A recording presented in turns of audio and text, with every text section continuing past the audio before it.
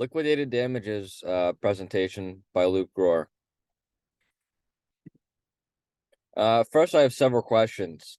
Is there an architect, and if there is, are they going to be reviewing the RFIs and submittals? If there is an architect, or if the owner is reviewing all those submittals and the RFIs and give it to the contractor late, the architect or owner would share in the late completion. Is there a baseline schedule? And if there is, who creates it and reviews it? How do you deal with the siding contractor during the course of this project? Well, it depends on the contract between the contractor and the subcontractor. Does the contract specify liquidated damages for being late? The contractor should be entering every time the subcontractor submits any words of extension. Is the sub submitting a claim for the extension? Do you pass through these notifications to your client? Well, it depends on how the contract is written to pass on liquidated damages onto the subcontractor. If this subcontractor ultimately finishes behind schedule by 10 days, and you also finish behind schedule, does your client collect from you?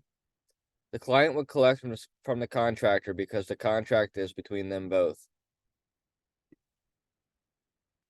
How does it get resolved typically? Weather days should be spelled out in the contract to see how many weather days they have in the contract. If there is a schedule, the contractor should be monitoring the progress of the subcontractor daily to make sure he is not getting behind.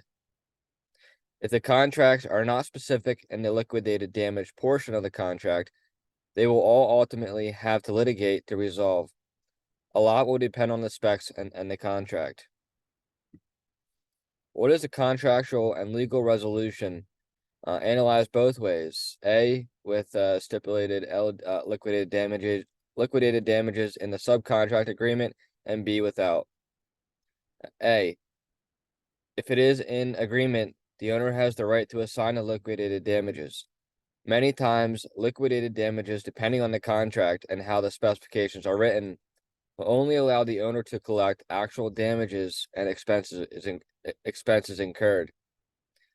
B, without liquidated damages, the owner would have to take legal action for any damages he has incurred.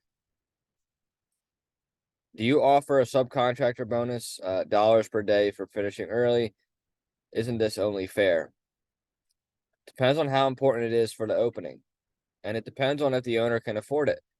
If the contractor is not getting a bonus, can he afford to give his subcontractors a bonus? It has nothing to do with being fair because you have a contract and so many days to complete the project. If the penalty were $2,000 per day for finishing late, what would the bonus be?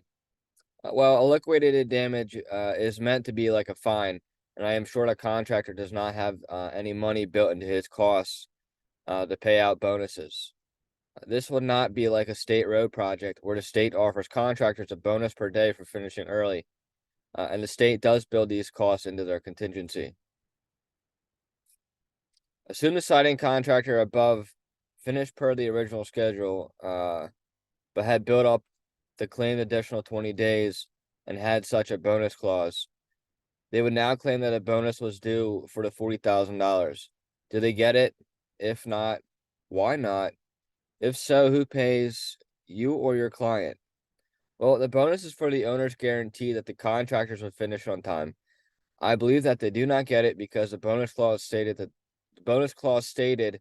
they would finish on time. All they did was meet the contract dates, and I would need to know who would be giving the bonus per day for finishing early. It does not state who is giving the money, and if the client does not agree to a bonus or did not agree to a bonus for early finish, and if their subcontractor has this clause, then the owner will not be responsible. The contractor would be responsible. How is this resolved? Well, the good way to do it is resolving this either by mediation or legal action.